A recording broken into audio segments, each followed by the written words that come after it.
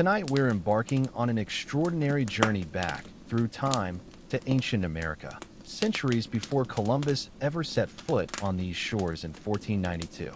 I'll be transporting you to a world where survival wasn't just about brute strength, but about profound understanding of the land, where people coexisted with nature in ways both demanding and breathtakingly beautiful. You're about to experience what daily life was like in a world devoid of horses and cattle, where entire civilizations thrived on corn and potatoes, where fire served as both companion and essential tool. If you're enjoying these vivid historical recreations, I'd be incredibly grateful if you'd hit like or subscribe. I'm genuinely curious about where in the world you're listening from. Drop a comment with your location and current local time. Now, find yourself a comfortable spot. Take a slow, deep breath. Let your body relax completely as we journey back through the centuries together. Congratulations! You've just awakened in ancient America around 1150 AD. The air here smells fundamentally different. Cleaner, yet filled with the rich aromas of wood smoke and the damp earthiness of the forest floor. You find yourself near the mighty Mississippi River, where three legendary waterways converge: the Missouri, Illinois, and Mississippi rivers. This is among the most fertile regions in all North America, home to one of the continent's largest Native American settlements. As your eyes adjust to the soft morning light filtering through the trees, you feel the textured animal hide beneath you. It provides warmth, though nothing like the plush mattress you're accustomed to. The slight roughness against your skin serves as a constant reminder that everything here was once living. The bedding, your clothing, even the walls surrounding you. You're in Cahokia, the crown jewel of Mississippian culture, a sprawling urban center dominated by towering earthen mounds and home to thousands. Sitting up and stretching, you feel the crisp morning air against your face. Your muscles ache pleasantly from yesterday's labors, a satisfying reminder of a body being used as nature intended. Outside, a symphony of morning sounds greets you, voices chatting, fires crackling to life, an entire community awakening. Children's laughter rings out nearby, while the mouth-watering scent of cooking food makes your stomach growl. The good news? You've arrived during summer when food is abundant. The bad news? You'll need to quickly learn how to contribute meaningfully or risk wearing out your welcome. Stepping outside your dwelling, you're immediately awestruck by Cahokia's great central plaza. Dominating the view is Monk's Mound, though that name won't exist for centuries. An enormous earthen structure over 100 feet tall, equivalent to a modern 10-story building. This engineering marvel contains over 22 million cubic feet of soil, all painstakingly transported basket by basket, without wheels or beasts of burden. At its summit sits the chief's residence, overlooking the entire city. Surrounding you, hundreds of thatched roof houses spread in a carefully planned grid that oddly resembles a modern suburb. Except instead of manicured lawns, residents maintain garden plots growing beans, squash, and sunflowers. The pathways aren't concrete, but packed earth, smoothed by countless bare feet and moccasins over generations. The humid morning air clings to your skin like a warm, damp cloth, signaling the scorching day ahead. Wiping sweat from your brow, you suddenly realize you're wearing different clothing, simple woven plant fiber garments perfectly suited for the summer heat. A woman approaches, her dark hair in two long braids, wearing similar attire adorned with shell ornaments that click softly as she walks. Her bare feet show years of earth-walking toughness. Though she doesn't smile, her eyes hold kindness as she gestures for you to follow. "You must be hungry," she says in a language you somehow understand. "Come eat, then there's work to do." Following her to a communal cooking area, you see women tending clay pots nestled in fire coals. The air fills with the comforting aroma of corn porridge mixed with something unfamiliar yet tantalizing. "Sit," she instructs, pointing to a woven mat before handing you a wooden bowl filled with thick porridge. This corn tastes unlike anything you've experienced, processed with wood ash to release nutrients, creating a distinctive, slightly bitter yet hearty flavor, studded with dried berries and nuts. Your fingers trace intricate patterns carved into the beautiful wooden bowl, geometric designs that might tell stories you can't yet decipher. The craftsmanship astonishes you, considering it was made without metal tools. Good, the woman asks, watching you eat. You nod enthusiastically, mouth full. The food, while strange, satisfies deeply, making you realize how famished you've been. As you finish, she takes your bowl and gestures toward the plaza. Today you'll learn to work with corn, she declares. We must prepare for winter. She leads you to fields just beyond the settlement where tall green corn stalks stretch endlessly. Women and older children move through the rows, tending plants with wooden tools, weeding, inspecting developing ears. She hands you a digging stick, a hardwood branch fire-hardened to a point. This is how we plant, she explains, demonstrating hole-making technique. The three sisters grow together: corn, beans, squash. Corn grows tall, beans climb the corn while enriching the soil, and squash spreads below, suppressing weeds. Your attempt at this work brings immediate backache. Without metal hoes or plows, farming is brutally labor-intensive. Bent close to the ground, making endless holes, the sun beats mercilessly on your neck as sweat trickles down your back. Your soft hands quickly blister painfully. Yet there's unexpected satisfaction in this work, a profound connection to the earth you've never felt before, noticing details you'd normally miss. Soil textures, insect movements, corn leaves sighing in the breeze. As you work, she shares corn knowledge. This isn't like modern uniform yellow corn. Our corn comes in many colors: blue, red, white, yellow, each with different purposes. Some for immediate eating, some for grinding into meal, some for winter storage. Corn is our mother, she explains while working deftly. Long ago, our ancestors transformed wild grass into what you see today. Without corn, we couldn't live here as we do. We'd have to constantly follow herds like our ancestors did. You begin understanding corn isn't just food here. It's civilization's foundation, enabling permanent settlements, monumental architecture, and cultural development. By midday, the heat becomes unbearable. Your sweat-soaked shirt clings, hands throb, back screams in protest. Just as you think you can't continue, a bell-like sound signals rest. Everyone retreats to shade where children distribute water in clay vessels, earthy tasting yet refreshing. You receive dried venison, tough but flavorful, and berries that burst with sweetness on your tongue. Resting in shade, you observe community interactions, chatting, laughing, children playing games, elders crafting tools. Despite the hard labor, there's a sense of communal belonging, both foreign yet familiar. The woman, now weaving plant fibers into what looks like a small basket, has fingers moving with practiced ease. What's your name? You ask, realizing you've never asked. She looks up, surprised. I am Tisa, she replies after a pause. It means water song in our language. And what do you call this place? You ask, gesturing around. Tisa considers this. We call it the Great City by the Water, she says. We call it the Great City by the Water, she says, though our people have many names. We are the people of the earth mounds, the followers of the river, the children of corn. She seems amused by your questions. Are you a chief's son? She asks suddenly. You ask many questions, but know little about working the land. You hesitate, unsure how to explain your impossible situation.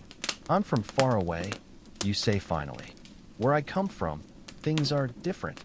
Tisa nods, accepting this vague explanation with surprising ease. Then you have much to learn if you wish to survive here, she states matter-of-factly. The afternoon work resumes with renewed intensity under the blazing sun. Your muscles scream in protest as you return to the endless rows of corn.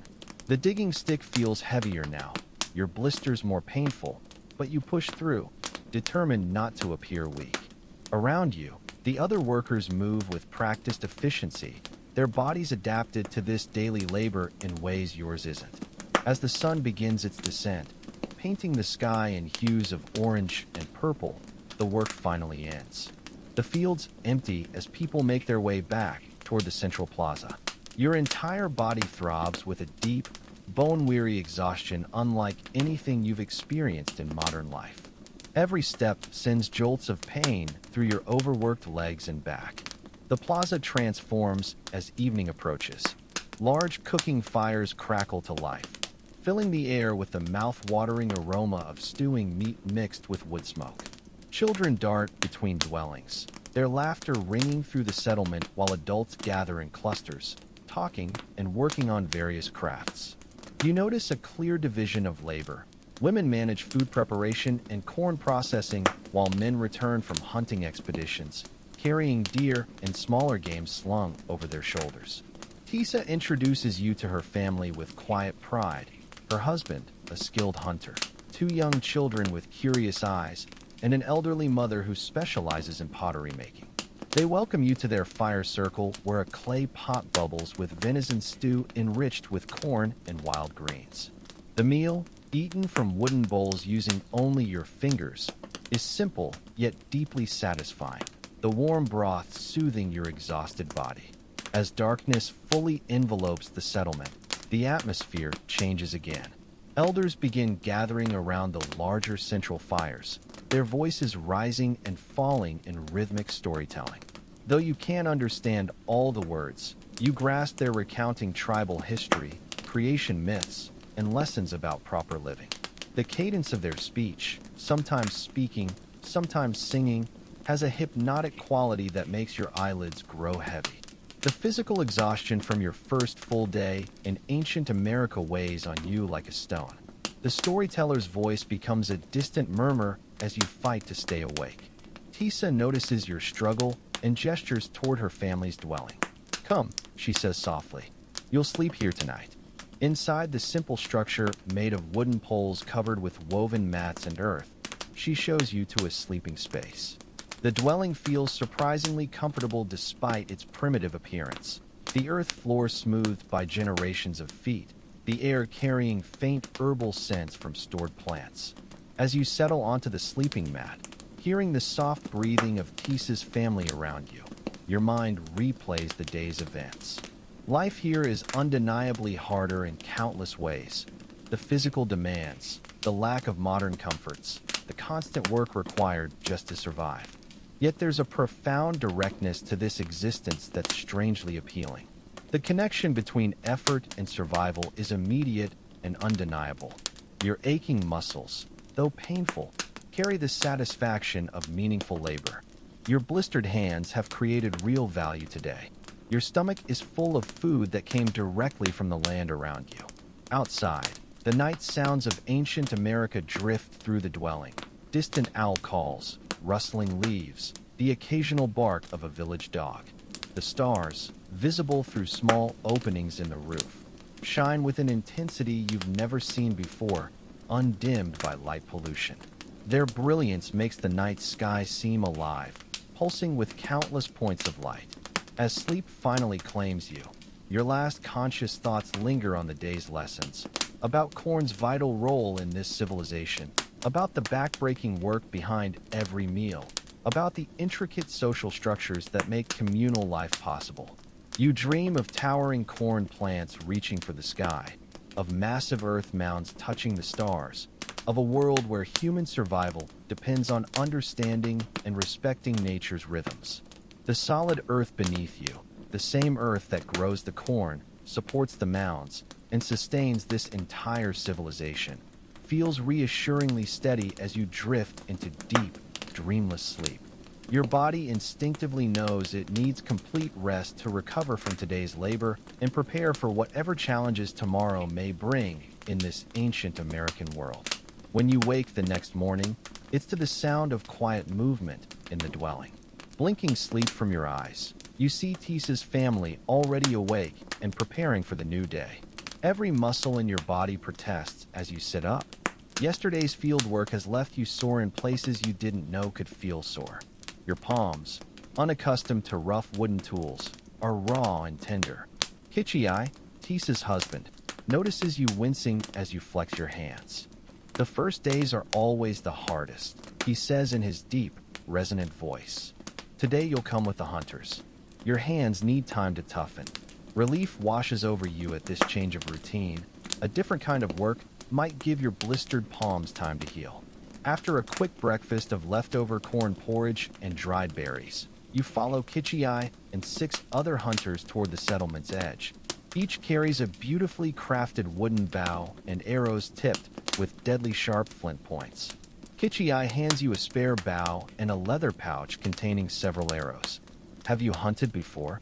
he asks, studying your face intently. You hesitate, not wanting to admit your complete inexperience. "Not like you do," you say carefully. Kichi nods, seeming to understand more than you've said. "Watch first. Learn. Stay quiet," he instructs.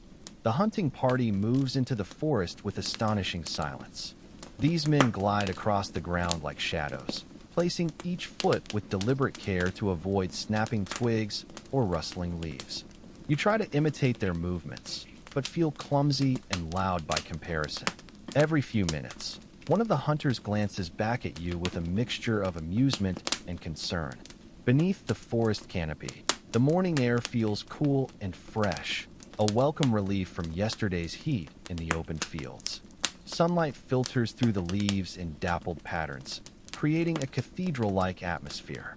Birds call from the branches above, and occasionally small animals rustle in the underbrush, but otherwise the forest feels peaceful and alive. After walking what feels like several miles, Kichi signals for the group to stop. He points ahead to a small clearing where several deer graze peacefully, their ears flicking occasionally, their tails twitching at insects. The animals are no more than 50 yards away, completely unaware of your presence. The hunters spread out silently, taking strategic positions around the clearing.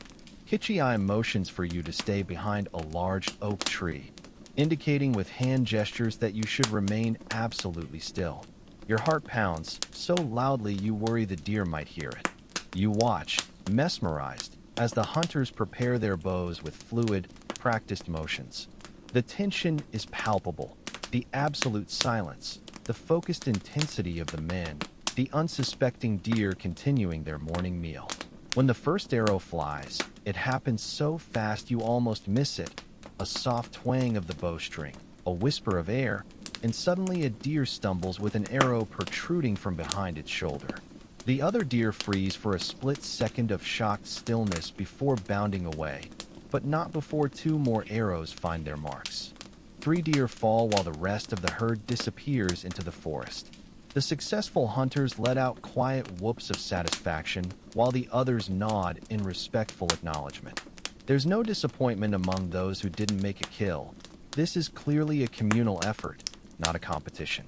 Kichi approaches one of the fallen deer, a young buck with small antlers. He kneels beside it, places his hand on its flank, and speaks quiet words you can't quite hear.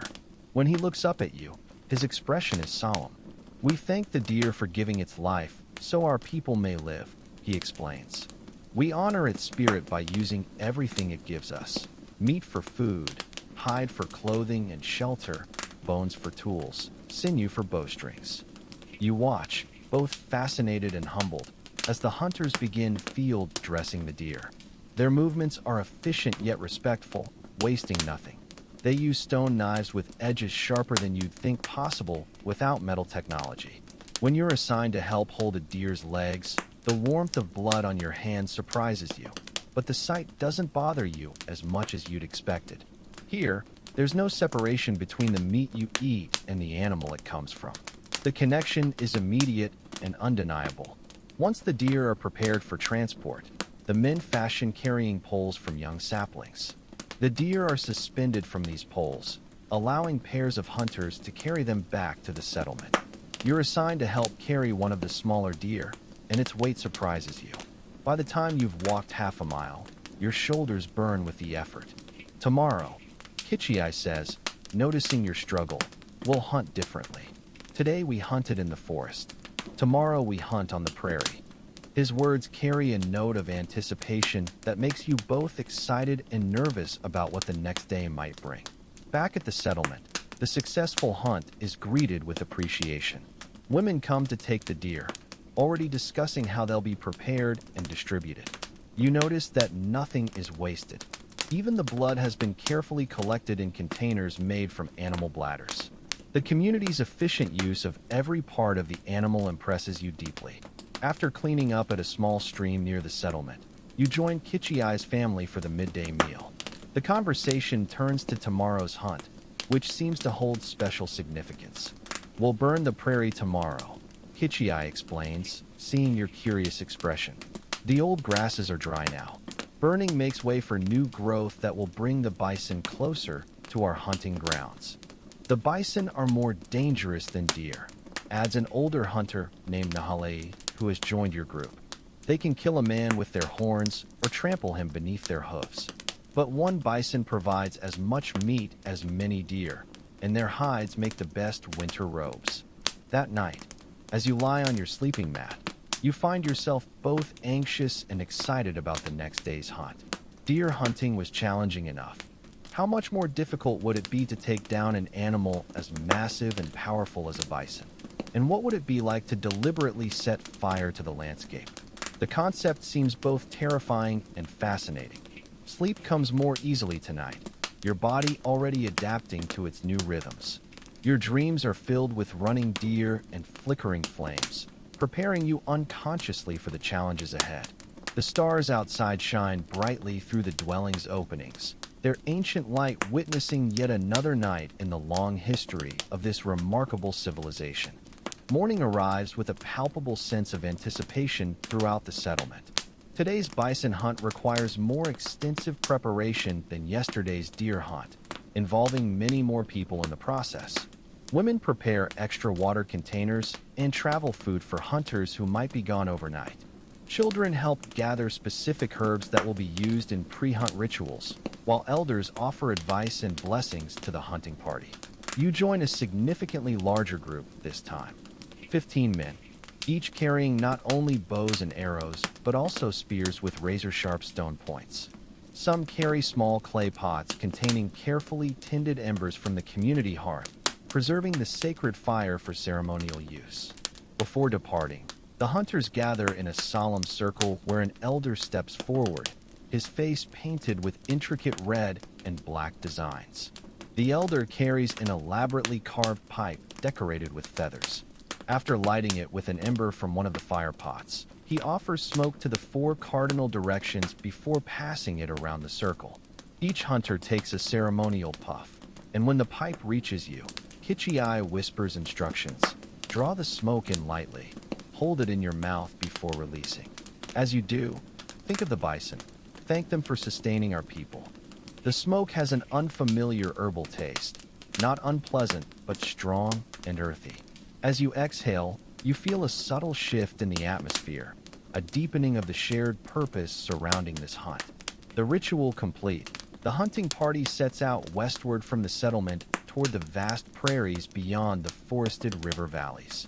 The landscape gradually transforms as you walk. The dense forests give way to scattered groves, then to open grasslands that stretch endlessly in every direction. Tall grasses sway rhythmically in the breeze like an inland sea, their golden brown tops catching the morning light.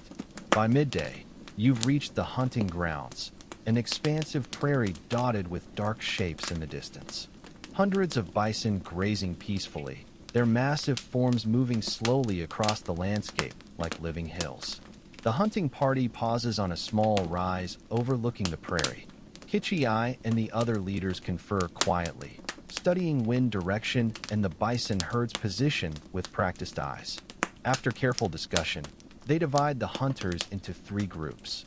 You stay with Kichiai's group, which will approach from downwind, while the others position themselves in shallow ravines that crisscross the prairie. "We'll set the fire here," Kichiai explains, gesturing to the grassland behind you. "The wind will carry it away from us, toward the bison. As they move away from the flames, they'll come toward our hunters waiting in those ravines."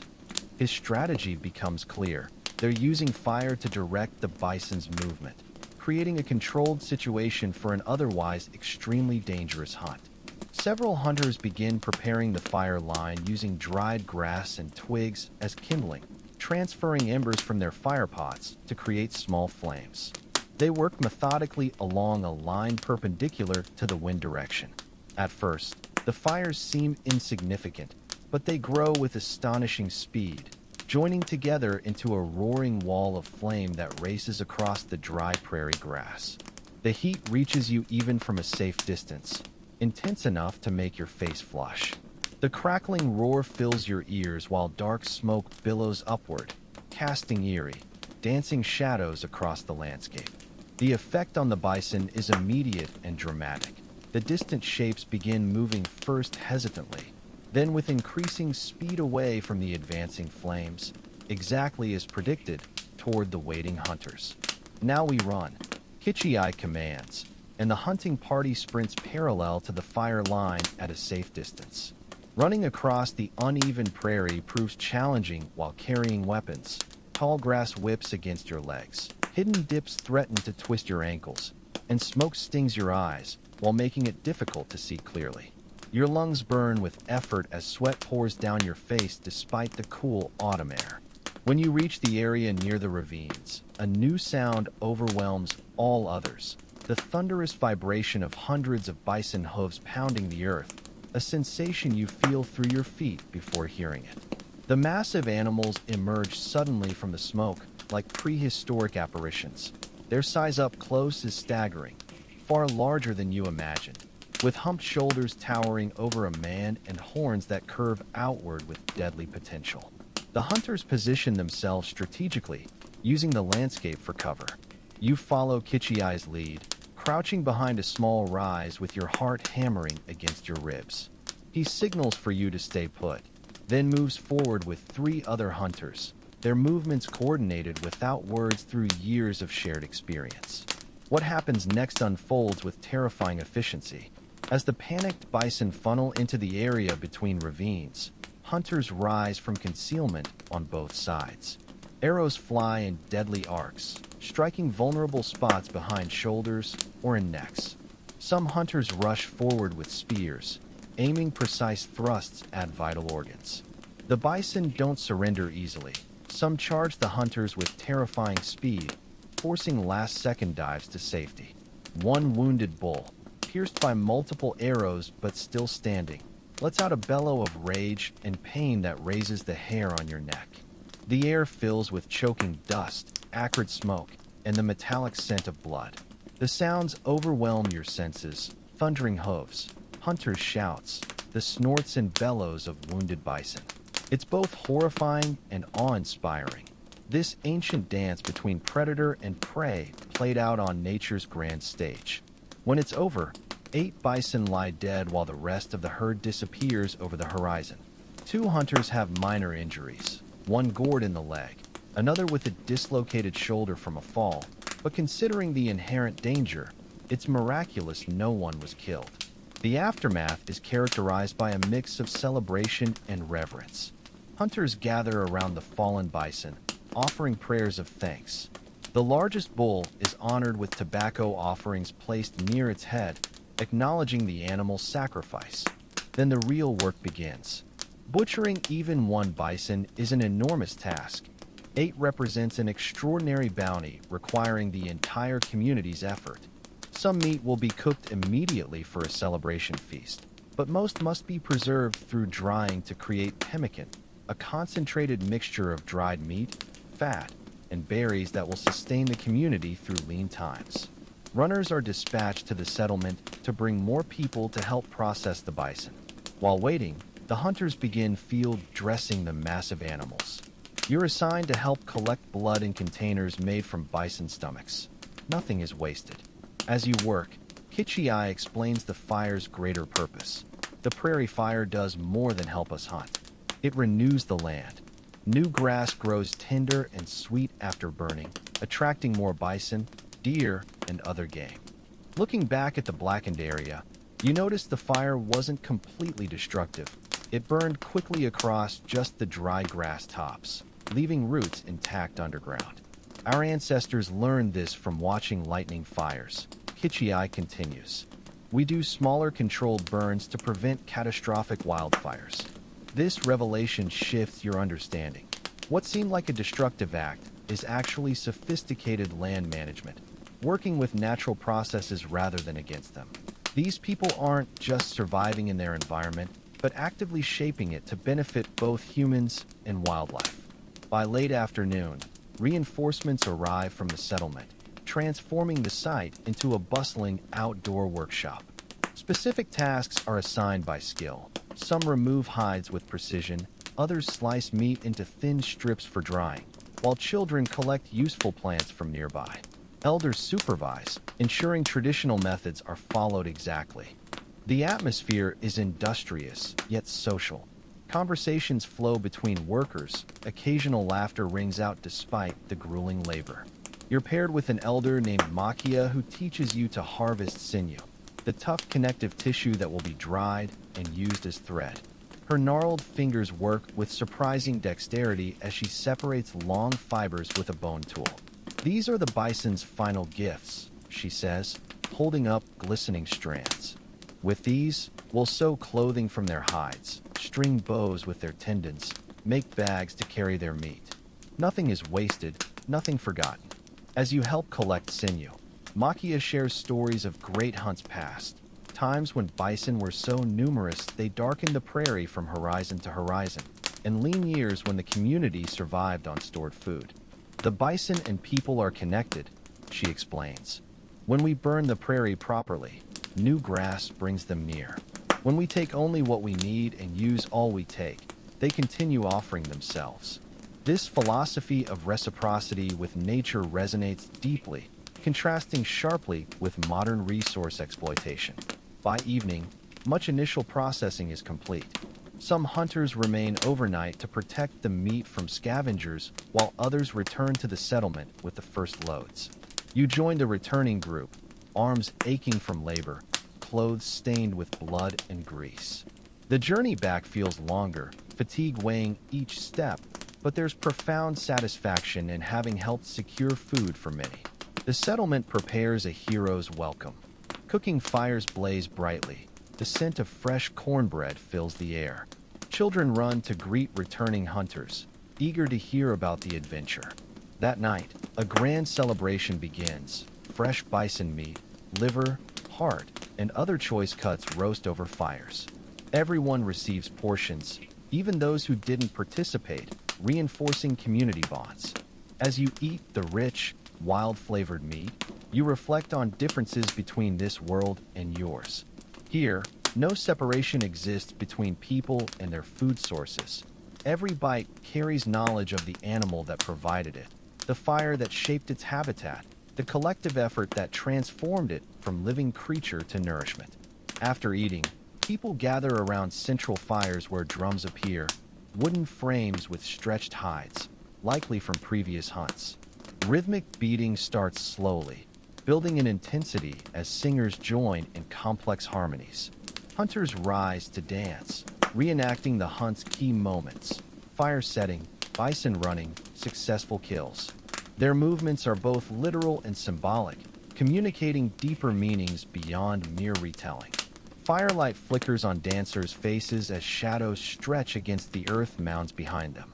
This isn't just entertainment, but cultural transmission, history recording, teaching, values reinforcement through participatory art. The celebration continues late into the night with storytelling, games, and shared merriment before exhausted participants finally seek rest. Back at Kitchi and Tisa's dwelling, their children already asleep, Kitchi sits quietly in the doorway gazing at the stars. "You did well today," he says as you settle onto your mat. Simple praise warms you unexpectedly. In this world where survival depends on everyone's contribution, being useful is the highest form of belonging. "Why were some meat portions set aside in special containers?" you ask, remembering the careful separation. "For trading," Kitchi explains. "When the moon is full again, traders will come from the Great Lakes. They bring shells and copper for our bison meat and hides." This revelation surprises you. You hadn't considered extensive trade networks existing in ancient America. "Rest now," Kitchi says, noticing your drooping eyelids. The hides wait for no one. As sleep claims you, your final thoughts are of fire racing across prairie, massive bison running beneath smoke-darkened skies, and the intricate relationships between people, animals, and land that you're only beginning to comprehend. Morning arrives with the sounds of birdsong and quiet conversation. Your body, though still sore, has begun adapting to the physical demands of this ancient world. The aches are familiar now, less sharp, more like the satisfying fatigue of hard-earned labor. You rise to find Tisa already preparing a morning meal. Thin, crispy corn cakes cooked on hot stones, flavored with wild berries. Today you learn to work with the hides, she says, handing you a portion. It is women's work, but good for all to know. After eating, you join a group of women gathered near the settlement's edge. Spread before them are the fresh bison hides from yesterday's hunt, each enormous, stretching at least 8 feet across. The smell is potent, raw, metallic, organic. An elder named Wiwi directs the work, her hands gnarled like tree roots, her skin deeply lined from decades under the sun. Yet her movements remain precise, efficient. First, we clean, she explains, demonstrating how to use a bone tool to scrape away clinging bits of flesh and fat from the hide's underside. Every scrap of meat goes to cooking pots. Nothing wasted. The work is unexpectedly strenuous. The hides are heavy, unwieldy. The scraping requires just the right pressure. The smell occasionally turns your stomach, but there's satisfaction in the transformation, watching raw hide become cleaner, more workable. As you labor alongside the women, they chat among themselves, sometimes including you. They speak of children, dreams, plants they hope to gather when the season is right. Despite the vast differences in lifestyle, their concerns echo those of any time, family, community, the rhythms of daily life. Wiwi notices your clumsy technique and adjusts your grip on the bone tool. Like this, she says, guiding your hands. Let the tool do the work. Too much force tears the hide. Under her instruction, your strokes improve, lighter, more controlled. She nods approvingly before moving on. Tisa works nearby, explaining the next steps. After cleaning, we soak the hides in water mixed with the bison's own brains. The brains soften the hide, make it pliable. One animal's brain is enough to tan its own hide. That is balance. Another woman adds. Then we smoke them over slow fires of green wood. That keeps them supple when wet. A good smoke means the difference between comfort and misery in the rains. You marvel at the depth of knowledge embedded in what might seem simple survival tasks. Every step, brain tanning, smoking, represents generations of accumulated wisdom, passed down through careful teaching. No written manuals, no videos, just hands-on transmission from person to person. By midday, your arms ache from the repetitive motion. Your back protests the constant bending. When a break is called, you straighten with relief.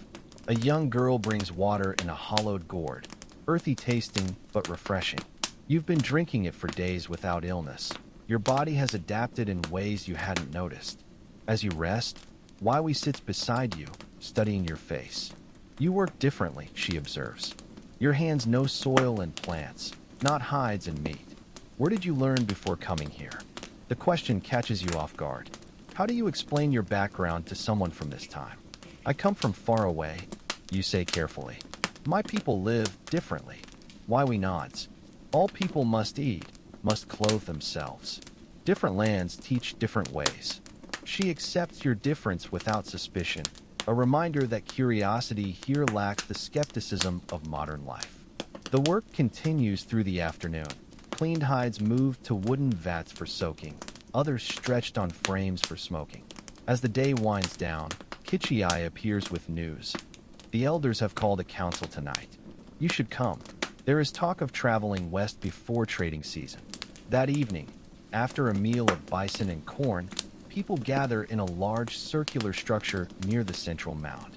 Unlike family dwellings, this building has open sides, its roof supported by thick wooden posts. A fire burns in a clay-lined pit, smoke rising through a roof opening. Elders sit in a semicircle on the far side, faces solemn in the flickering light. Others arrange themselves by status, those of higher rank closer to the elders. You sit near Kichiai and Tisa, toward the back, but still able to observe clearly. The council begins with the ceremonial pipe, similar to the pre-hunt ritual. Then an elder rises.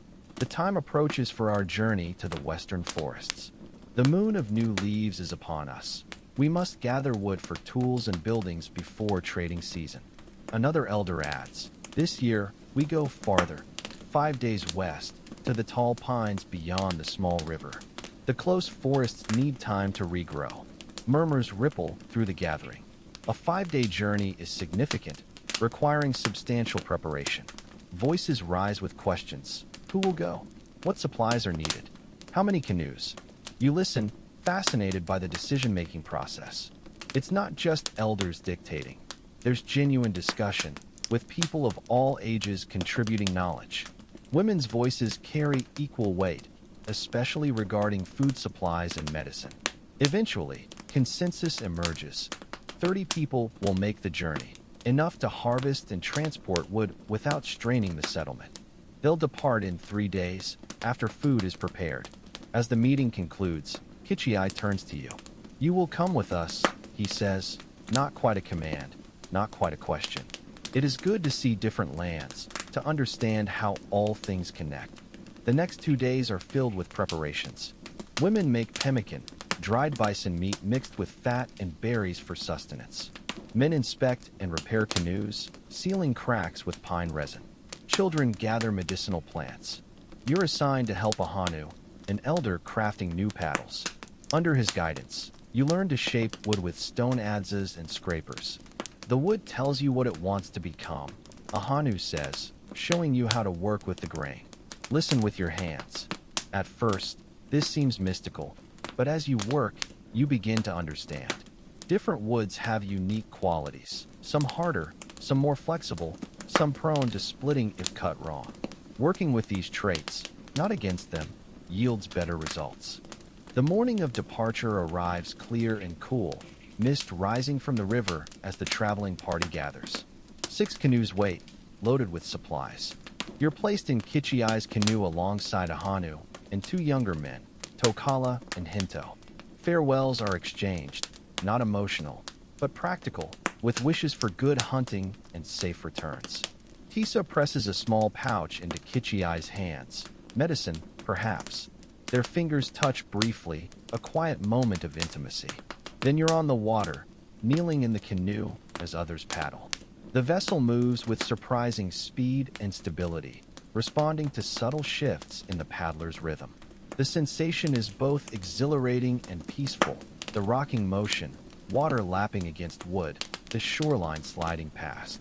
The first day's journey follows the main river westward. The landscape is familiar, forests and clearings like those near the settlement. You pass smaller villages where people wave from shore. That night, camp is made on a sandy bank. No permanent shelters, just lean-tos of branches and hides. Food is shared from communal stores. Stories are told around the fire. You listen, picking up more of their language, understanding more each day. The second day brings change. The river narrows, quickens, demanding skillful navigation. Several times, canoes must be carried around rapids or fallen trees. These portages are exhausting. The vessel's heavy, the terrain uneven, insects relentless. But there's camaraderie in shared effort. By the third day, you've left the main river for a smaller tributary. The water grows clearer, colder, the landscape shifts. Deciduous forests give way to towering conifers, pine, spruce, fir. These are what we seek, Ahanu says, pointing to particularly straight, tall pines. For building, tools, new canoes. The forests near home lack such trees. On the 4th day, the tributary becomes too shallow.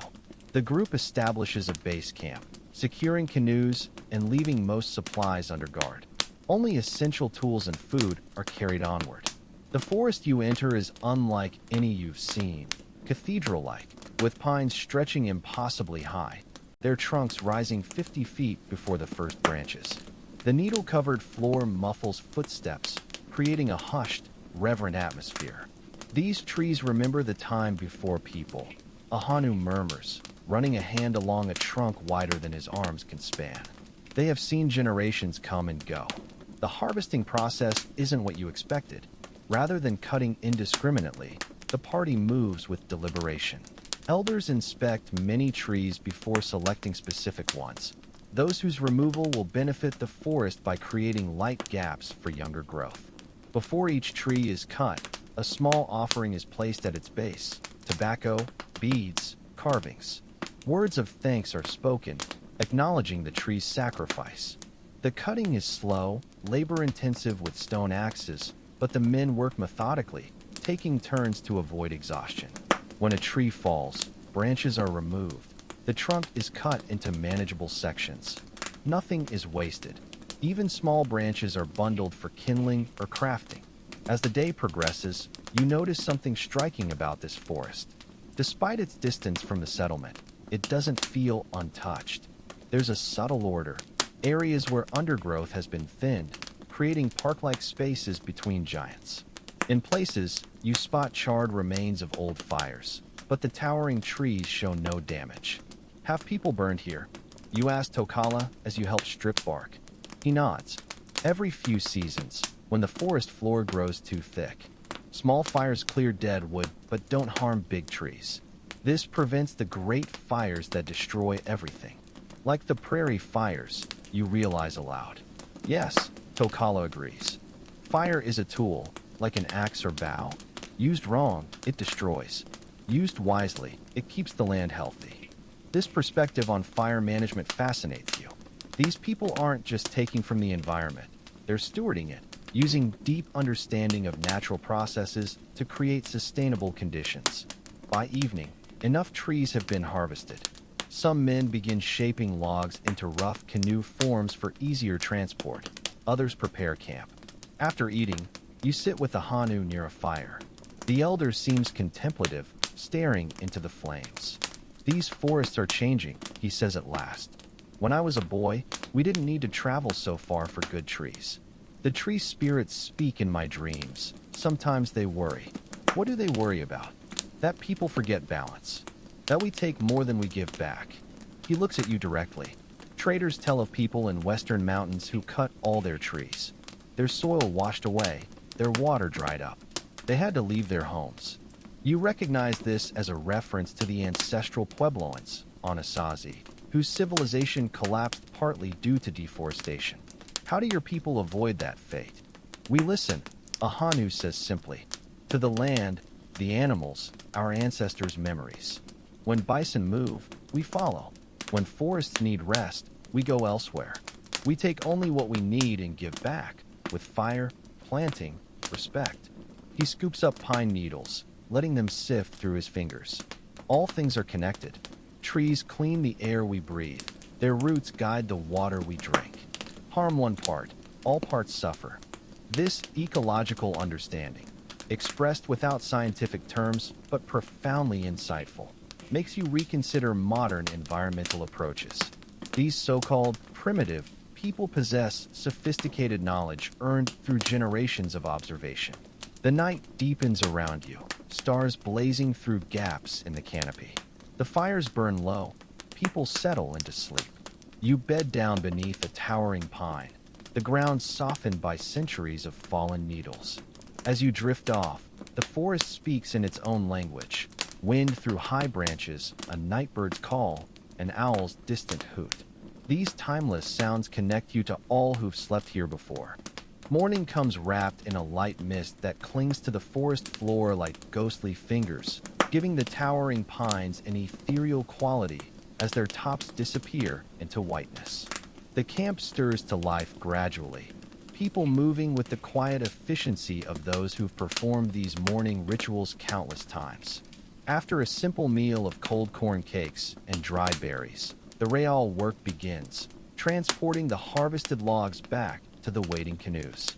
Each step through the uneven forest terrain sends fresh aches through your already sore muscles. The logs, though carefully selected for manageable size, feel impossibly heavy as you and others shoulder them through dense undergrowth.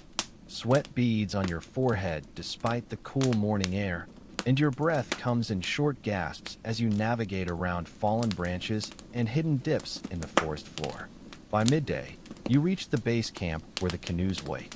The logs are loaded with careful precision, balanced to maintain stability during the return journey. Some of the straightest, finest pieces are set aside for making new spears and arrows. These will be distributed among the hunters when you return to the settlement. The journey back moves swifter with the current's assistance, the canoes gliding smoothly downstream. At nightfall, camp is made along the riverbank, and there's a palpable sense of accomplishment among the group.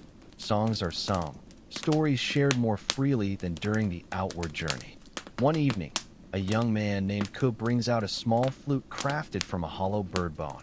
The melody he plays is hauntingly beautiful in its simplicity, rising and falling like the river itself. Others join in, some singing, others tapping rhythms on improvised drums made from stretched hide over wooden frames. In these moments, you glimpse another dimension of their culture beyond mere survival.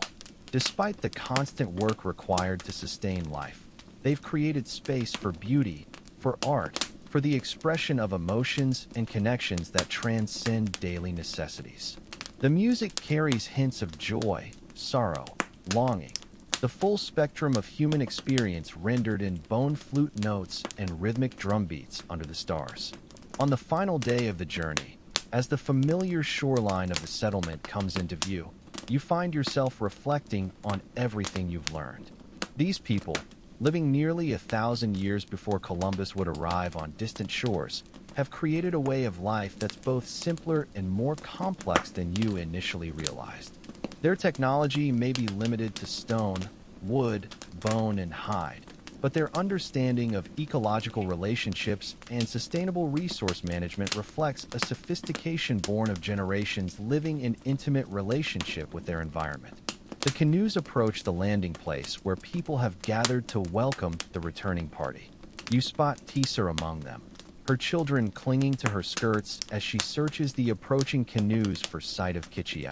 As you step ashore, the familiar sights and sounds of the settlement wash over you. The smoke from cooking fires, the rhythmic pounding of corn being processed, children's laughter ringing clear in the afternoon air. After days in the deep forest, it feels almost like coming home. In the days that follow, you watch as the harvested wood is transformed into new canoes, tool handles, support beams for buildings, and countless other necessary items. Nothing is wasted. Even the smallest scraps find purpose as kindling, gaming pieces, or children's toys. The community's ability to utilize every part of their resources continues to impress you deeply.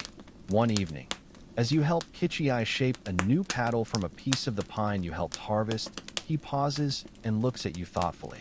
You learn quickly, he says. You see with open eyes. This is good.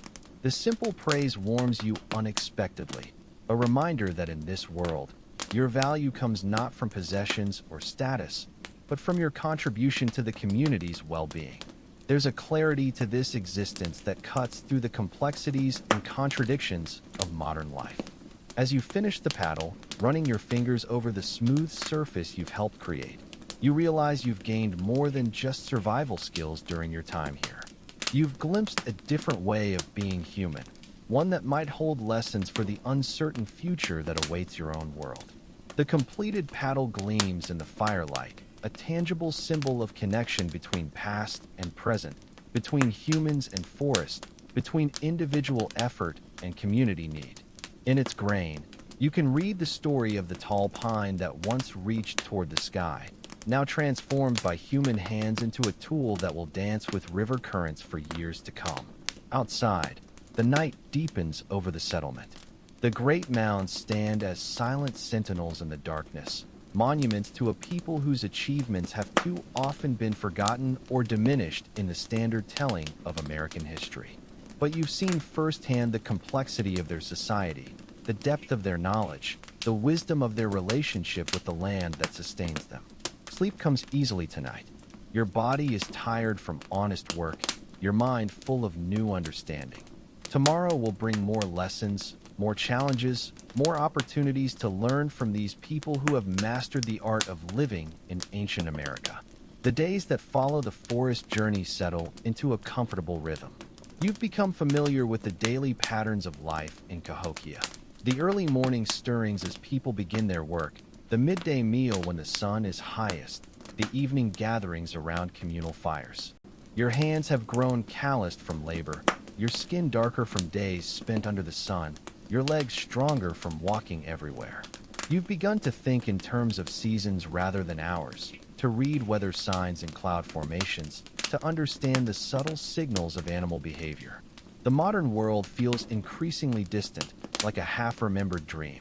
One morning, as you help Tisa tend to her garden plot near their dwelling, she pauses and points to the river. "Look," she says, "the traders come." You follow her gaze to see several canoes appearing around the riverbed. These vessels are different from the ones used for the forest journey, larger, more elaborately decorated with distinctive painted symbols on their sides. Each carries 4 or 5 people along with bundles of goods carefully arranged and covered with woven mats. "Who are they?" you ask, watching as the canoes make their way toward the settlement's landing place. "People of the Great Lakes," Tisa replies. "They come twice each year, when the first flowers bloom and when the leaves turn color. They bring shells and copper and other treasures from distant waters." Throughout the settlement, word of the traders' arrival spreads quickly. People begin gathering by the river, some bringing items they've prepared specifically for trading. You notice bundles of dried bison meat, carefully tanned hides, bags of what might be medicinal plants, and intricately woven baskets. Kichi appears from the direction of the hunting grounds, his face breaking into a rare smile when he spots the approaching canoes. "Come," he says to you.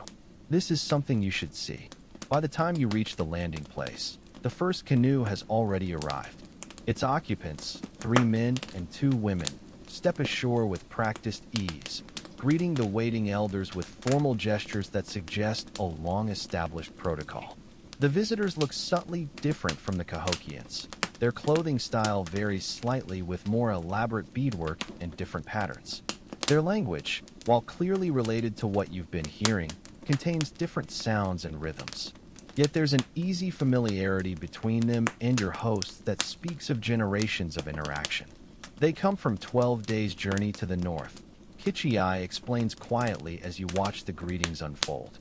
Beyond the Great Lake that has no opposite shore, their home is in a land of birch trees and wild rice. More canoes arrive, and soon the riverbank is alive with activity.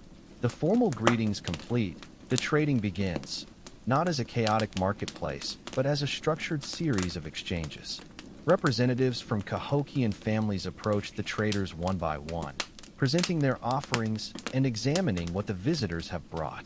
You're fascinated by the goods that emerge from the trader canoes. There are shells unlike any you've seen before, large, spiral-shaped specimens that clearly don't come from the nearby river.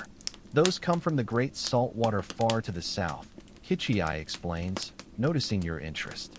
They pass from hand to hand, from people to people, traveling many moons' journey to reach us. There are pieces of a reddish metal you recognize as copper, some raw, others worked into elaborate ornaments and tools. Bright feathers from birds you've never seen, stones in unusual colors and patterns, bundles of what appears to be dried fish. The variety is astonishing. The copper comes from the north shores of the greatest lake, Kichi continues. Special stones come from the western mountains. Each land has its gifts, and through trading, all people can share in them. You begin to understand that what you're witnessing isn't simple commerce, but a complex network of relationships connecting distant communities across the continent. These goods aren't traveling along a single trade route, but through a web of exchanges, sometimes covering hundreds or even thousands of miles from their source. An elder beckons to Kichi, who excuses himself to participate in the trading. You watch as he presents several finely crafted bison hide robes, receiving in exchange some copper pieces and a bundle of unusual feathers. Tisa joins you, her children in tow. The trading will continue for 3 days, she explains. Then there will be a feast and storytelling. The traders bring not just goods, but news and stories from distant places. That evening, the atmosphere in the settlement is festive. The visitors are welcomed into family dwellings as guests, sharing food and exchanging news. You find yourself in Kichi and Tisa's home, seated across from a trader named Namid whose weather-beaten face and calm demeanor suggest years of traveling the river routes. As you eat, Namid speaks of his journey southward, describing villages and landscapes that are clearly familiar to your hosts though they've never visited them personally. He tells of unusual weather patterns, successful hunts, conflicts between distant groups, marriages that have joined communities. This, you realize, is how news travels in a world without written records or electronic communication, carried by traders who memorize information to share as they journey from place to place. Later, as the children drift off to sleep, the conversation turns to more serious matters. Namid mentions that one of the northern villages has experienced a poor harvest, with disease affecting their corn crops. This leads to a discussion of how to adjust trading patterns to ensure the affected community receives the food they need. 3 summers ago, our crops failed, Kichi reminds the others. The people of the river myth brought us corn when our children were hungry. Now we must do the same for the northern lake people.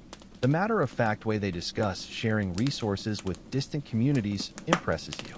There seems to be an understanding that mutual aid isn't charity but a form of insurance. Helping others in need creates relationships that will provide support when your own community faces challenges. The next morning, you're invited to accompany Kichi to observe more of the trading. As you approach the river, you notice that some exchanges are happening away from the main group, with individuals meeting privately to trade specific items. Not all trading happens where everyone can see. Kichi explains when you ask about this. Some knowledge is only for certain eyes, medicine ways, spiritual objects, songs of power. These are exchanged between those who understand their proper use. This adds another layer to your understanding of the trading system. It's not just physical goods that move along these networks, but also knowledge, cultural practices, and spiritual concepts. Throughout the day, you observe the careful negotiations that characterize the trading process.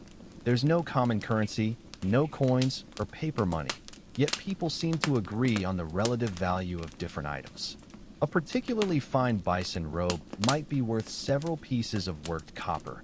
A bundle of specialized medicinal herbs from the southern swamps might exchange for a quantity of flint from specific quarries. How do they know what things are worth? You ask Ahanu, who has joined you in watching the proceedings. The elder considers your question thoughtfully. Value comes from many things, he says. How far something has traveled, how difficult it was to make or find, how rare it is, how necessary for life. He gestures toward a trader displaying a string of unusual blue beads. Those stones come from mountains 10 moons' journey to the southwest. Few know the way there and back. Their rarity makes them valuable. As the day progresses, you notice that not all trading involves physical goods. Some exchanges seem to be promises or agreements, commitments to future actions or alliances. One elder from Cahokia presents a specially marked arrow to a northern trader, who receives it with formal solemnity before placing it carefully in a decorated case. That is a marriage agreement, Ahanu explains, seeing your curious look. The elder's granddaughter will marry the trader's nephew when the leaves fall. The arrow carries the promise. This glimpse into the diplomatic aspects of trade expands your understanding further. These networks don't just move goods, but also create and maintain relationships between communities, marriage alliances, peace agreements, mutual aid pacts that span generations. By afternoon, the focus shifts from trading to cultural exchange. In the central plaza, visitors demonstrate skills from their homelands. A woman shows a distinct pottery technique, shaping clay with remarkable speed and precision. A man displays a different method of flint knapping, producing stone tools with a style unfamiliar to the Cahokians. Children from both groups play together, teaching each other games from their respective communities. Tisa finds you watching a northern woman weaving an unfamiliar pattern. Every time traders come, we learn new things, she says. New patterns, new stories, new songs. This is how knowledge travels. You realize that what you're witnessing is a form of cultural cross-pollination. Innovations and ideas don't stay isolated within single communities, but spread through these trading networks, allowing adaptations and improvements to move across vast distances. The second day of trading brings new activities. Some Cahokian men take the northern visitors hunting. Others lead them to the top of the great central mound for ceremonies not meant for your eyes. You spend the day helping Tisa and other women prepare for the feast that will mark the traders' final evening in the settlement. This preparation offers its own window into the trading network. The meal will include not just local foods, but ingredients that have come from far away. Salt from distant springs, nuts that don't grow in the local forest, spices with distinctive flavors. Tisa shows you a small clay jar containing a dark, rich substance. Chocolate, she says, letting you smell the intense aroma. It comes from far to the south, where the weather is always warm. Only the most important people taste it, and only on special occasions. You recognize this as cacao, which originated in Mesoamerica. The fact that it has made its way to this Mississippian River settlement demonstrates just how extensive these trade networks are, connecting cultures across what will later be defined as different countries. That evening, the feast unfolds with elaborate ceremony. Food is shared according to strict protocols, with elders and important visitors served first. Musicians play flutes made of bone and drums of stretched hide, their rhythms setting a ceremonial pace to the proceedings. After eating, the formal storytelling begins. Designated speakers from both communities take turns sharing tales, some clearly ancient myths passed down through generations, others more recent accounts of noteworthy events or people. The stories are performed as much as told, with dramatic gestures, changes in voice, and sometimes multiple people playing different roles. One northern trader shares a story about a journey to the western mountains, describing landscapes so different from the river valley that they seem almost fantastical. Towering peaks covered in snow even in summer, valleys where water emerges hot from the ground, forests of trees so massive that 10 men holding hands cannot encircle their trunks. You realize he's describing the Rocky Mountains and features like geysers and giant sequoias, places thousands of miles from where you sit. Though he's clearly never been there himself, the details have the slightly exaggerated quality of information passed through multiple tellings, yet the core geography remains recognizable. A Cahokian elder follows with a story of the settlement's founding, weaving together practical considerations: fertile soil, abundant fish, accessible transportation routes, with spiritual elements, signs from the spirit world, guidance from animal helpers. As the night deepens and the stories continue, you find yourself mesmerized by this ancient form of entertainment and education. Without books, films, or digital media, these communities have developed oral traditions of extraordinary richness and complexity, practical knowledge, moral lessons, historical records, and spiritual teachings, all wrapped in memorable narratives. The final day of the trader visit has a different character. With the serious business concluded, there's time for celebration and games. Young men from both groups engage in friendly competitions, foot races, wrestling matches, tests of accuracy with bow and arrow. Women compare skills in weaving, pottery, and identifying medicinal plants. You join in where you can, still clumsy compared to those raised with these activities, but welcome nonetheless. During an archery contest, a northern trader named Bodaway notices your struggling attempts and offers guidance. The bow is not just a tool, he explains, adjusting your grip and stance. It is an extension of yourself. Breathe with it. Feel its strength become yours. Under his patient instruction, your accuracy improves noticeably. When you finally hit near the center of the target, a bundle of grass attached to a tree trunk, Bodaway nods approvingly. You learn quickly for someone not raised with the bow, he observes. Where did you say your people dwell? The question reminds you of your unusual situation. Far away, you answer vaguely. In a place very different from this. Bodaway studies your face for a moment, then smiles slightly. All people are connected, no matter how distant their homes, he says. That is what trading teaches us. By late afternoon, the visitors begin preparing for departure. The canoes are loaded with goods received in trade: bison robes, dried meat, specialized stone tools, woven baskets. medicinal plants unique to this region. In return, they've left copper, shells, unusual stones, feathers, and other items from distant places. The farewell ceremonies are as formalized as the welcome was, gifts exchanged between leaders, promises made for future visits, messages entrusted for delivery to other communities along the trader's route home.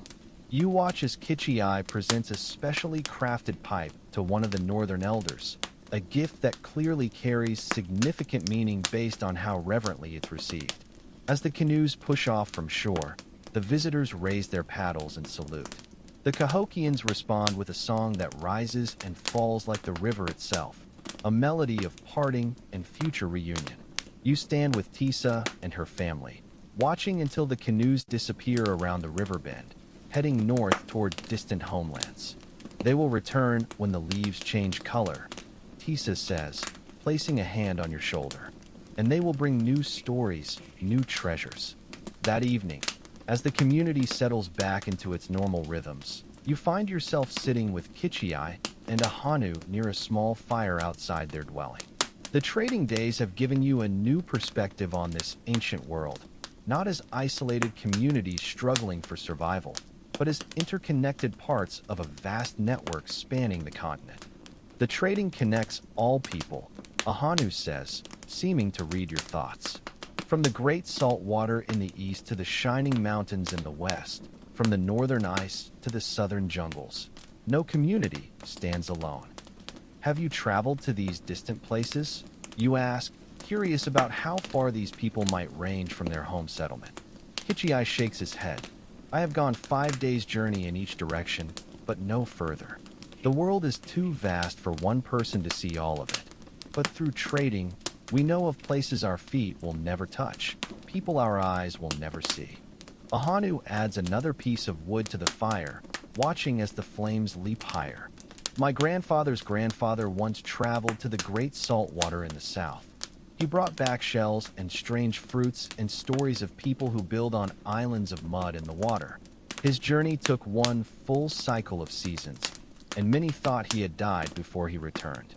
This glimpse of long-distance travel in the pre-Columbian era fascinates you. Without horses or wheeled vehicles, such journeys would have been enormous undertakings. Yet clearly some individuals did venture far from their homelands, expanding geographical knowledge and establishing new connections. How do traders find their way through unknown lands, you ask? Without maps, or you catch yourself before mentioning compasses or GPS. The rivers are the great paths, Kitchi explains. They connect all places, and once learned, their patterns guide the traveler. The stars show direction at night, the sun during day. Each region has its landmarks, unusual mountains, distinctive trees, unique rock formations. And there are markers, Ahanu adds, signs left by travelers who came before, arrangements of stones, carvings on trees, paths worn into the earth. Those who travel regularly between certain places maintain these markers for those who follow. You're struck by the sophistication of this navigation system developed without written maps or magnetic compasses. It relies instead on close observation of natural features, astronomical knowledge, and cooperative maintenance of route markers, a different kind of technology, but effective nonetheless. As darkness settles more deeply around you, the conversation turns to what the traders brought besides physical goods. Ahanu mentions new songs that will be added to ceremonial occasions.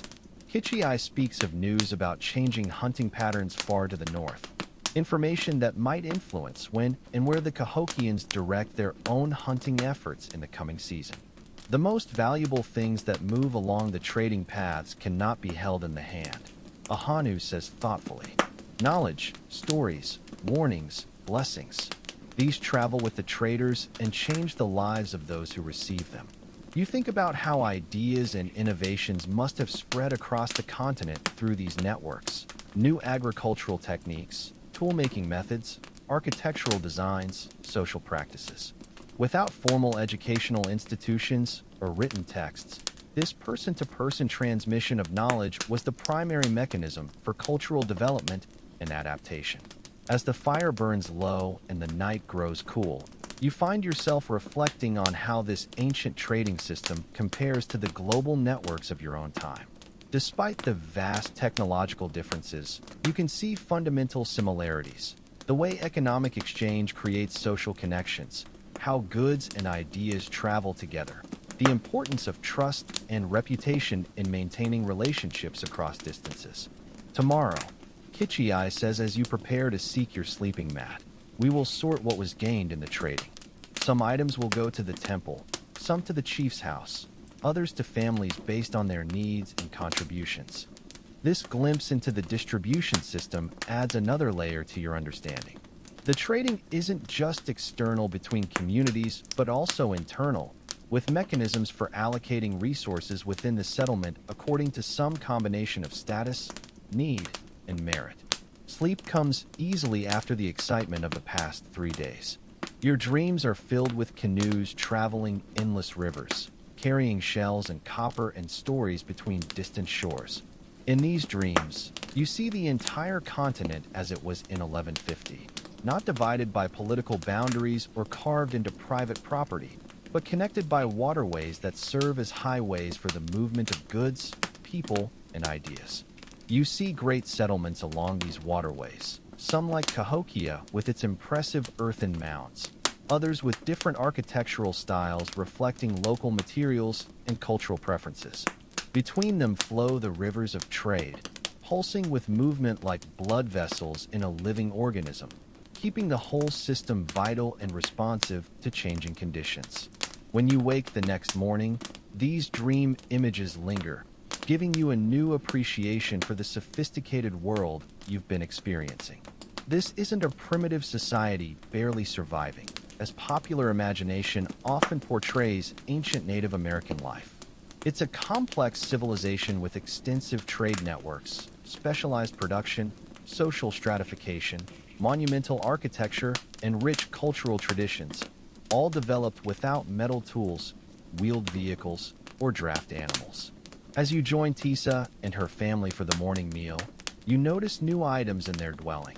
A small piece of copper shaped into a decorative pin, unusual feathers added to a ceremonial object on the wall, a string of bluestone beads that Tisa is weaving into her daughter's hair. From the trading, she explains, seeing your interest. Kichi traded well for our family.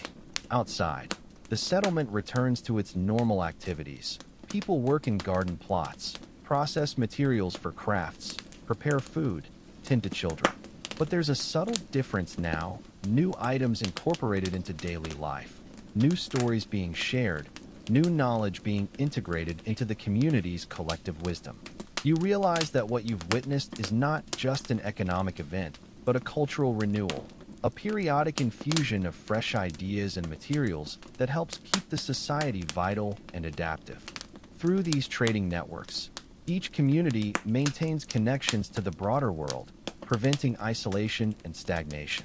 As you move through the day, helping with various tasks, and continuing to learn the ways of this ancient place, you carry with you this expanded understanding of pre-Columbian America, not as scattered groups surviving in isolation, but as an interconnected web of communities engaged in constant exchange and communication across a vast and varied landscape. The rivers continue their timeless flow past the settlement, carrying occasional canoes up and downstream. Local hunters, fishers, messengers between nearby villages. You watch them now with different eyes, seeing each waterway as part of the complex transportation network that binds together the ancient American world. That night, as you lie on your sleeping mat listening to the sounds of the settling community, you reflect on how much your perspective has changed since you first arrived here.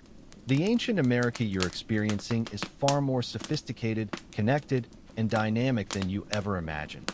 A world with its own technologies, economies, and social systems perfectly adapted to the environment and resources available. Sleep approaches, bringing with it dreams of distant mountains, great lakes, and wide prairies, all connected by the flowing rivers of trade that carry goods, ideas, and stories across the vast tapestry of ancient America. Tomorrow will bring new lessons, new understandings. But for now, you rest, cradled in the knowledge of a world both simpler and more complex than the one you left behind. The waning moon has completed nearly a full cycle since your arrival in ancient America. You've worked in the cornfields, hunted on the prairie, traveled to distant forests, and witnessed the trading networks that connect far-flung communities. Your hands, once soft, now bear calluses earned through labor. Your eyes, once accustomed to electric lights and digital screens, have adjusted to reading nature's subtle signs and the nuanced expressions of people whose language you're still learning. But one aspect of life in Cahokia remains somewhat mysterious: the spiritual practices and ceremonies that weave through everything yet remain partially hidden from your full understanding. You've noticed the regular offerings made before hunting, the expressions of gratitude for harvested plants, the reverence shown to certain animals. You've observed how specific mounds align with celestial events, how elders watch the sky with careful attention, how certain spaces within the settlement seem reserved for special purposes. Your opportunity to learn more comes unexpectedly one evening when Kichi returns from a meeting with the elders. His expression is both solemn and excited as he speaks quietly with Tisa. She listens intently, nodding occasionally, then turns to you. "The green corn ceremony begins tomorrow with the new moon," she says. "Kichi says you should participate. It is time you understand this part of our life." That night, sleep comes fitfully as you wonder what this ceremony might entail. You've gathered it marks the first harvest of young corn, but the secretive way people speak of it suggests deeper significance. Morning arrives with a different rhythm to the settlement. Regular work is suspended as people prepare for the ceremony. Some clean their dwellings thoroughly, others don special garments. Still others gather specific plants from the surrounding areas. Tisa presents you with clothing she has prepared, a simple deerskin garment decorated with earth-toned pigments. "For the ceremony," she explains, "your everyday clothes must be left behind with the old season." As you change, you notice others doing the same throughout the settlement. There's a growing sense of anticipation, a feeling of transition and renewal. Mid-morning, a deep drumbeat resonates from the direction of the great central mound. The effect is immediate. People pause in their preparations, faces turning toward the sound before making their way to the central plaza. "It is time," Kichi says, appearing at the dwelling entrance. He wears more elaborate ceremonial dress, with feathers and copper ornaments. You follow Kichi's family toward the plaza, now transformed. Daily activities have been cleared away, replaced by an arrangement focusing attention on the mound's base, where a sacred fire burns in a specially prepared pit, tended by elders with faces painted in red and white designs. Behind them, steps lead up the mound to the structure at its summit. People arrange themselves in a precise order, family groups positioned according to social structure. Kichi guides you to a place midway between the fire and the gathering's edge. "Watch and listen," he advises quietly. "This ceremony connects us to those who came before and those who will come after. It reminds us of our place in the great circle of life." The drumming continues, joined by rattles and bone flutes, a hypnotic rhythm that seems to bypass conscious thought and speak directly to something deeper within. From the mound's summit, a figure emerges, a man wearing an elaborate headdress of deer antlers and feathers that catch the morning light. His face and body are painted in intricate patterns of white, black, and red. He carries a staff topped with symbols you can't decipher from this distance. "The chief priest," Tisa whispers. "He speaks for the people to the spirits, and for the spirits to the people." The priest descends with deliberate, ceremonial steps. When he reaches the plaza, other figures join him, men and women in distinctive dress, each carrying ritual objects. What follows is difficult to fully comprehend, yet impossible to look away from. A sequence of ritual actions, offerings placed in the fire, dances tracing patterns across the plaza, chants rising and falling in complex harmonies. The chief priest speaks at intervals, his voice carrying clearly, though the archaic language is largely beyond your understanding. Kichi occasionally translates fragments. He gives thanks for the young corn, remembers those who walk to the spirit world, asks blessings on children born this cycle. As the ceremony progresses, your awareness of time shifts. The rhythmic drumming, repeated movement patterns, and sensory elements of smoke and song induce a trance-like state. You find yourself breathing in unison with those around you, heartbeats synchronizing with the drums. At the ceremony's peak, young women bring baskets containing the season's first young corn ears. These are presented to the chief priest, who raises them to the sky, then to the four directions before placing some in the fire as an offering and distributing the rest. This moment releases a tension you hadn't fully realized was building. The community's mood shifts from solemn attention to joyful celebration. Music becomes more energetic. Children who had been remarkably still now laugh and play at the gathering's edges. Small portions of roasted young corn are distributed, first to elders and leaders, then throughout the community. When you receive your few kernels on a pottery fragment, you follow others' examples, eating slowly and thoughtfully. The taste is unlike any corn you've had, sweeter, more intense, with a complexity of flavor that surprises you. This first taste reconnects us to the earth that nourishes us, Ahanu explains, seeing your reaction. We must remember we don't own the corn. We and the corn live together, each helping the other continue.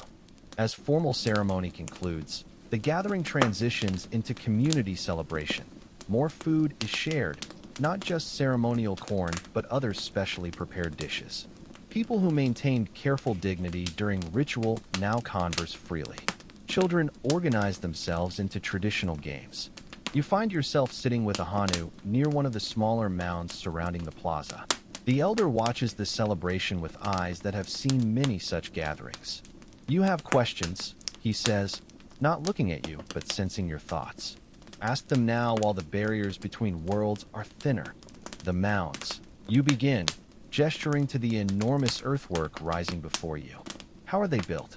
And why these particular shapes and placements? Ahanu nods approvingly. The mounds speak to both earth and sky. Their places are chosen where the land's energies are strong, where waters meet, where earth itself seems to rise naturally. Their shapes and arrangements reflect star patterns. He points to the central mound and smaller surrounding ones. When the sun rises at planting season's start, it appears directly over that smaller mound when viewed from the chief's house. When it sets at harvest time, it disappears behind that mound there. He indicates another earthwork to the west. So they're like a calendar? You ask, beginning to understand. They mark time, yes, but do more. They connect sky patterns with earth patterns. They remind us that what happens above also happens below. They focus energies that help crops grow, children thrive, the community remain in balance. This explanation reveals a sophisticated understanding of astronomical alignments, similar to those found in ancient structures worldwide from Stonehenge to the pyramids. These mounds aren't just impressive monuments, but carefully engineered structures serving as astronomical tools and cosmological manifestations. How do you know where to place them to align with sun and stars? We watch season after season, year after year. Our grandfathers watched, and their grandfathers before them. The sky tells its stories to patient listeners. He explains how certain elders are dedicated sky watchers, tracking celestial movements using simple tools, sticks casting shadows, stones marking where heavenly bodies rise and set, natural landmarks framing significant events. The patterns repeat, Ahanu says, but never exactly. Sometimes the moon wanders from its path. Sometimes stars disappear and new ones appear. We watch, remember, learn. You realize he's describing astronomical phenomena like comets and supernovae, events these ancient sky watchers would have observed clearly without light pollution. And this knowledge is passed down through stories, songs, ceremonies, patterns woven into baskets, painted on pottery, arrangements of posts and stones marking important alignments. The most sacred knowledge is entrusted to chosen sky watchers through years of apprenticeship. As you talk, celebration continues around you. Despite the festive atmosphere, certain protocols remain. Elders are served first, specific individuals lead activities, and underlying order persists. The ceremony today, you say, returning to your original curiosity. It's about more than giving thanks for corn, isn't it? Ahanu nods solemnly. The green corn ceremony is renewal. Old quarrels are forgiven, mistakes acknowledged and set aside. It begins a new cycle, a fresh start for the community. He explains the ceremony includes elements you couldn't observe, private purification rituals, confessions of wrongdoing, reaffirmations of social bonds. The public celebration is just one part of a complex process maintaining spiritual and social harmony. Without such renewal, communities sicken, Ahanu says. Disagreements fester, resentments grow, people forget their connections to each other and the world sustaining them. The ceremony reminds us what matters beyond daily concerns. This helps you understand why the ceremony feels so significant. It's not just a harvest festival, but a multifaceted event serving psychological, social, and ecological functions simultaneously. As afternoon transitions to evening, celebration continues with storytelling, music, and dance, more participatory now, with community members taking turns sharing tales or leading songs. Many stories explain natural phenomena, why certain plants grow where they do, how animals got distinctive features, what causes weather patterns to change. Wrapped in entertaining narratives are practical environmental knowledge, moral lessons, and cultural values. Our stories aren't just for pleasure, Kichi explains when he joins you later. They teach how to live in right relationship with the world. They remind us consequences when that relationship breaks. He points to a storyteller recounting a tale about a hunter who took more than needed and faced supernatural punishment. That story teaches respect for animals giving their lives so we may eat. It reminds greed brings suffering while restraint brings balance. As darkness falls, the central fire is built higher, casting flickering light across plaza and mounds. The clear night reveals a spectacular star canopy, the Milky Way a brilliant river of light undimmed by modern light pollution. Several elders, including Ahanu, gather children to point out specific stars and constellations, sharing their names and associated stories. Their constellations differ from Western astronomy's Greek and Roman mythology, where you might see Orion. They see an ancestral hero. The Pleiades are 7 sisters with their own narrative. Yet despite cultural differences, their astronomical observations are accurate. They've noted planetary movements, seasonal star shifts, and lunar phases without telescopes or written records. The sky above and earth below mirror each other. Ahanu tells his young listeners, voice carrying to where you stand. What happens in one affects the other. Understanding star patterns helps us understand our place in creation's great circle. Later, as celebration winds down and families return to dwellings, you sit again with Kichi and Tisa near dying embers. Their children already sleep, worn out by the day's excitement. Did you understand the ceremony? Tisa asks, her expression curious in fading firelight. Parts of it, you admit, but I think there were layers of meaning I couldn't grasp. Kichi nods unsurprised. Some understandings come only with time and belonging.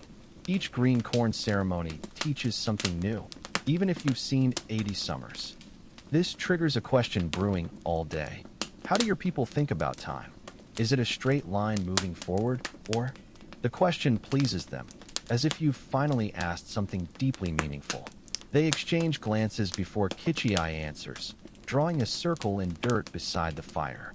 Time is a circle, not perfect repetition, but a spiral returning to similar places while always moving. He traces a spiral outward. Each season comes again, but never exactly. Each generation learns from past, but faces new challenges. Sun and moon circles guide our days and years, but greater star circles show longer patterns our individual lives may not complete. This cyclical time perspective contrasts sharply with modern linear thinking, perhaps encouraging longer-term vision and deeper ancestral/descendant connections, an awareness of patterns modern society might miss in its relentless pursuit of progress. Tomorrow, life returns to usual rhythms, Tisa says, noting your tiredness. But we carry the ceremony's renewal into our work. Sleep comes easily that night, your mind full of ceremony images. The sacred fire, the chief priest's painted face, the sacred corn distribution, elders teaching children about stars. These fragments weave with everything else you've experienced into dreams of corn growing tall, bison crossing fire-renewed prairie, canoes on river highways, forests managed by careful burning, mounds aligned with solstices. In your dream, these aren't separate elements, but parts of an integrated whole, a way of life connecting people to each other and the natural world sustaining them. When you wake the next morning, something feels different. The physical sensations are familiar. The firm sleeping mat beneath you, the cool morning air, the distant sounds of the settlement stirring to life. But your perception has shifted fundamentally. For weeks, you viewed this ancient world through modern eyes, noting what these people lack compared to your time. No metal tools, no wheels, no riding system, no domesticated animals beyond dogs. But now you see clearly what they possess: a profound understanding of their environment, sophisticated trade networks, complex social structures, rich cultural traditions, and a spirituality that integrates daily life with cosmic patterns. As you rise and join Kichi for the morning meal, you notice details previously overlooked: the careful craftsmanship of wooden bowls, the precise botanical knowledge reflected in food preparation, the subtle social cues in family interactions. The settlement returns to normal activities but carries renewed energy from the ceremony. Fields need tending, hunting parties must be organized, hides require processing, children need teaching. Yet beneath these practical tasks, you now sense the spiritual framework giving them meaning. The understanding that each action connects to both community and cosmos. You spend the day helping with various tasks, moving between work groups as usual. But now you ask different questions, seeking to understand not just how things are done, but why. The beliefs and values guiding choices about resource use, social organization, and environmental relationships. By evening, as you help prepare the communal meal, you reflect on what modern society might learn from these ancient Americans, not romanticizing their hardships, but honestly assessing the wisdom in their world relationship. They understood ecological connections centuries before ecology became a science, developed sustainable resource practices recognizing survival depended on system health, created social structures balancing individual needs with community welfare, acknowledged both practical knowledge and spiritual meaning's importance in human fulfillment. As darkness falls and people gather around evening fires, you experience a moment of clarity. Past and future seem to compress, allowing you to see this ancient world not as primitive, but as a valid, sophisticated way of being human, with technologies appropriate to its context and answers to fundamental societal questions. Sitting beside Kichi and Tisa as they teach their children a seasonal song, you realize these people aren't just survivors waiting for European civilization. They are civilization, a fully developed culture with achievements and contributions to human history. The stars emerge overhead, the same that guided these ancient astronomers in mound building, crop planting, and navigation. These stars witnessed both their civilization and yours, their patient light dissolving artificial separations between past and present to reveal humanity's continuous thread across time. As evening deepens and conversation fades into quiet contemplation, you're filled with gratitude for this journey, not just for learning how people lived a millennium ago, but for understanding different ways of being human in relationship with each other and Earth. Sleep approaches, and as you settle onto your mat, you carry a connection spanning centuries. Humanity's challenges have evolved, but fundamental needs remain: sustenance, community, meaning, natural balance. Ancient America's lessons whisper through your consciousness, wisdom earned through generations living close to Earth, partially forgotten in technological progress's rush, but perhaps more relevant now than ever. In these final waking moments, surrounded by a sleeping settlement beneath the star-filled sky, you understand that ancient America's story isn't just about the past. It's about possibilities for human societies in any era, about living with awareness of our place in life's intricate web that sustains us all. The ancient and modern worlds touch across time in your drifting thoughts, each with lessons for the other, each part of humanity's great spiral, continuously returning to similar questions while facing new challenges. In this understanding, you find both peace and purpose as sleep finally claims you beneath the ancient American sky. The people you've come to know, Kichiai and Tisa, Ahanu and Waiwi and all the others, will continue their lives here, tending corn, hunting bison, trading goods, telling stories, watching stars.